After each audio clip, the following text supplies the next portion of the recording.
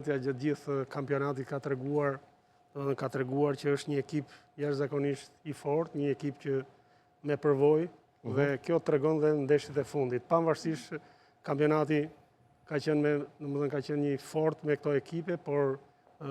pjesën e Final Four ose Final 4 siç i themi ne, u tregua me ekip i fort fizikisht, si nga pamja tekniko-taktike, ashtu edhe nga eksperjenca nga përvoja. Po të shikosh të treja ndeshjet që me skemën e re që u bë nga Federata Shqiptare e Futbollit, të treja ndeshjet i fitoi. Kjo tregon edhe, domethënë përparësi për sa i përket projektit që kishte ekipi edhe ka ekipi Ignatias,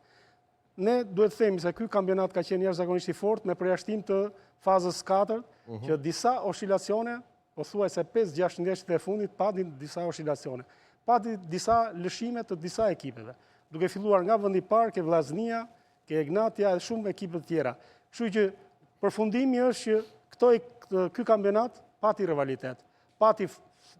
domethënë përplasje të forta, pati konkurrencë të fortë në ato ndeshje, domethënë që ishin decisive për sa i përket kampionatit. Por njëkohësisht kjo formulë që është tani, unë mendoj që nga Federata Shqiptare e Futbollit, pavarësisht se mundet që edhe vitin tjetër të jetë e tillë ose të jetë me përgjysmim pike ose diçka tjetër,